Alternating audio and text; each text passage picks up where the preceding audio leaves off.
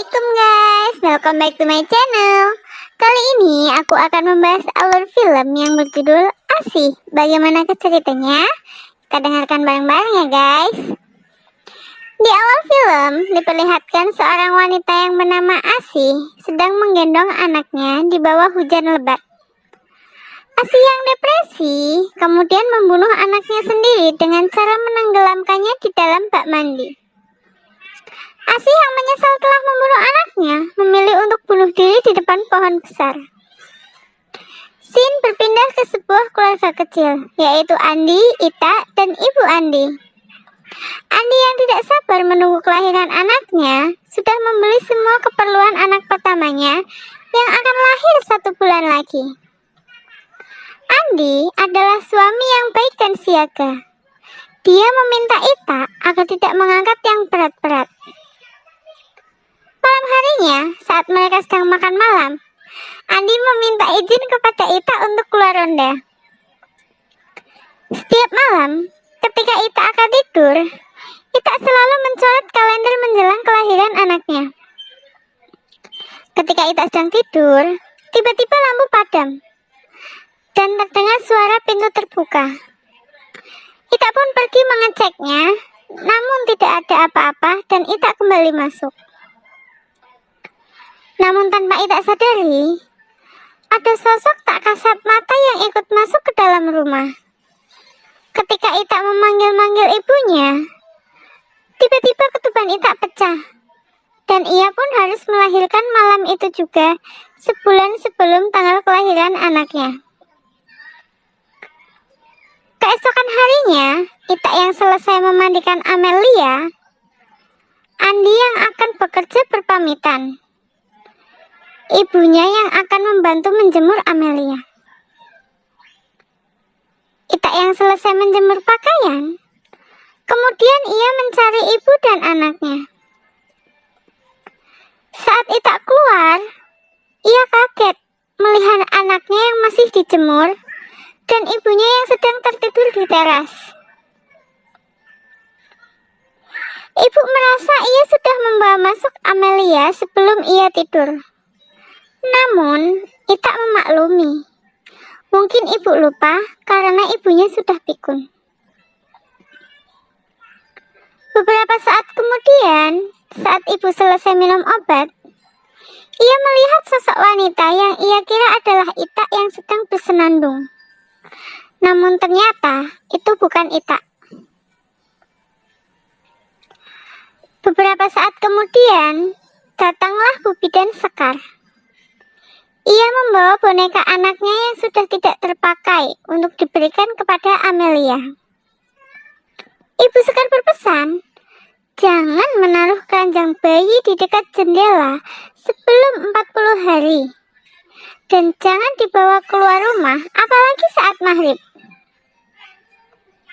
Ibu Sekar bercerita, saat ia membantu melahirkan di kampung sebelah, ada kabar perempuan yang mati bunuh diri. Sebelum mati, ia membunuh anaknya, dan jasadnya pun tidak ada orang yang tahu ada di mana. Bu Sekar berpesan agar menaruh gunting di bawah bantal, supaya setan tidak ada yang berani mendekat. Bu Sekar bertanya, apakah Ita mendengar suara kentongan listrik di malam hari? Suara kentongan itu petanda jika ada orang pintar yang bernama Abah Marwan sedang ada di dekat rumah. Abah Marwan juga tahu sekarang perempuan itu ada di mana. Dan jika tiang listrik diketuk 1 kali lebih dari angka jam saat itu, maka artinya ada kuntilanak di dekat rumah kita. Setelah Bu Sekar pulang, Ita segera menghampiri tempat tidur anaknya. Dan ia menemukan sebuah sisir yang terjatuh di hadapannya. Sore harinya, Andi yang baru pulang kerja, melihat ibu yang sedang bermain dengan anaknya. Di sisi lain, Ita sedang bersedih, karena asinya tidak lancar. Namun terjadi hal aneh, di mana suara radio berubah menjadi senandung menyeramkan. Ketika pukul 6 pas Ita keluar rumah, Ita berteriak kepada ibunya karena Amelia harus masuk ke dalam rumah sebelum maghrib. Malam harinya, suaminya menegur Ita agar tidak berteriak kepada ibunya seperti kejadian sore tadi. Ita meminta maaf karena ia takut terjadi sesuatu kepada Amelia. Kemudian Ita yang terlihat menaruh gunting di bawah ranjang agar tidak diganggu oleh makhluk halus karena perasaannya sedang tidak enak. Ita bertanya kepada Andi, apakah Andi sudah mengubur ari-ari? Namun ternyata Andi lupa belum mengubur ari-ari. Kemudian Ita meminta Andi agar segera mengubur ari-ari Amelia dengan segera. Di sisi lain, Ita yang sedang sedih karena ASI yang keluar sedikit. Kemudian datang ibu yang menghampirinya, meminta agar Ita tidak banyak pikiran. Ita yang merasa bersalah kepada ibunya langsung meminta maaf atas kejadian sore tadi. Di sisi lain, Andi yang sudah selesai mengubur ari-ari dan ibu yang terlihat sedang berwudu. Ibunya mendengar seseorang bersenandung yang ia kira adalah Ita. Ibunya menghampiri Ita. Apakah Ita bersenandung? Namun Ita menjawab tidak. Kemudian Ita pergi ke kamar. Adegan berpindah di kamar. Terlihat Andi yang sedang memindahkan boneka pemberian Bu Sekar ke lemari. Ita pun bercerita bahwa penyakit ibunya semakin parah. Andi menjawab agar Ita memaklumi karena ibunya sudah lanjut usia. Saat Ita hendak tidur, terdengar suara kentongan listrik sebanyak 11 kali. Namun, jam masih menunjukkan pukul 10. Ita ingat, jika suara kentongan lebih 1 kali dari jam, maka petanda ada makhluk halus di sekitar rumah. Di sisi lain, ibu yang sedang berzikir merasakan bulu kuduk yang merinding. Tiba-tiba sosok kuntilanak berteriak di telinganya. Ibu yang masih ketakutan mendengar senandung indung-indung yang kemudian ia tulis di dalam buku catatan obatnya. Di dalam kamar, Ita yang tidak bisa tidur mendengar bayinya menangis, kemudian menggendongnya keluar. Saat Ita hendak kembali ke kamar, tiba-tiba Ita melihat kursi goyang bergerak dengan sendirinya. Ita yang penasaran menghampirinya. Namun saat Ita memegang kursi itu, tiba-tiba keesokan harinya, Ita menceritakan kepada suaminya bahwa ia melihat sosok perempuan mengerikan. Tapi suaminya tidak percaya. Andi menganggap itu hanya ketakutan Ita semata. Di siang harinya, saat Ita hendak tidur siang, ia mendengar suara tertawa anak kecil dari dalam lemari. Ita yang penasaran pergi mengeceknya dengan membawa gunting. Saat lemari dibuka, Ita tidak menemukan apapun. Namun tiba-tiba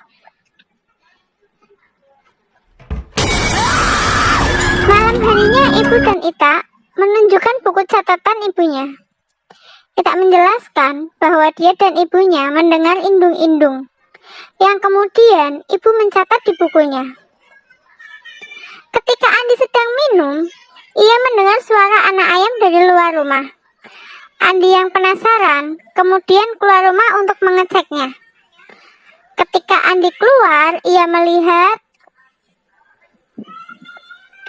Andi yang ketakutan langsung berlari ke dalam rumah. Dan Andi akhirnya percaya ada kuntilanak yang mengganggu keluarganya. Keesokan harinya, saat Ita sedang memandikan anaknya, tiba-tiba pintu menutup dengan sendirinya. Ketika Ita menoleh, tiba-tiba anaknya sudah menghilang. Beberapa saat, suaminya kembali setelah melaporkan ke kantor polisi. Akan tetapi Ita meyakini bahwa anaknya bukan diculik manusia, melainkan kuntilanak.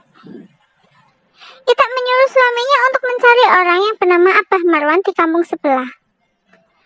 Singkat cerita, Andi berhasil menemukan rumah Abah dan menceritakan semua kejadian yang mereka alami.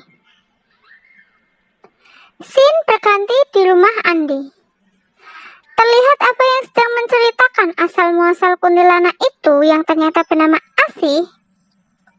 Asih dulunya bekerja merantau di kota sebagai pengasuh, namun kembali ke kampung dalam keadaan hamil tanpa suami.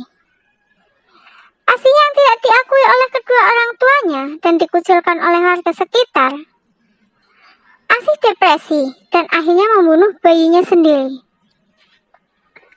Abah berkata bahwa Asih sudah di rumah ini sejak malam kelahiran Amelia. Abah berkata bahwa Ita menyimpan barang milik Asih. Kemudian Ita memberikan sebuah sisir yang ia temukan dan memberikannya ke Abah. Beberapa saat kemudian, Abah melakukan ritual pemanggilan roh Asih. Namun Asih tak kunjung muncul. Dan Abah meminta Andi untuk ikut Abah ke sebuah pohon besar dekat rumah. Setelah mereka sampai di depan pohon besar tersebut, Abah menyuruh Andi untuk melakukan azan.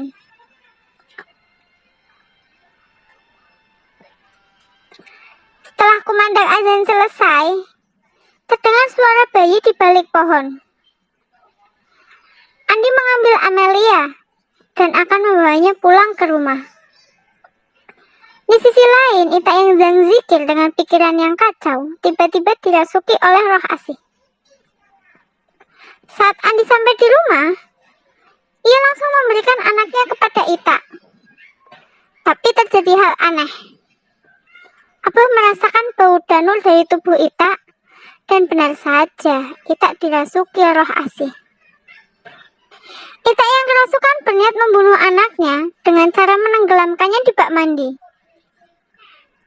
Namun Abah mencoba menghentikannya dengan membujuk Asih agar mengikhlaskan masa lalunya dan mengakhiri semuanya. Dan akhirnya Asih keluar dari tubuh Ita. Sebelum Abah pulang, ia berpesan agar bisa memaafkan Asih dan menancapkan sisir tersebut di bawah pohon besar. Di akhir film diperlihatkan Ibu Andi yang sedang menancapkan sisir dan mendoakan Asih. Sekian dulu ya guys alur cerita film kali ini. Jangan lupa like, share, dan komen ya guys. Wassalamualaikum warahmatullahi wabarakatuh.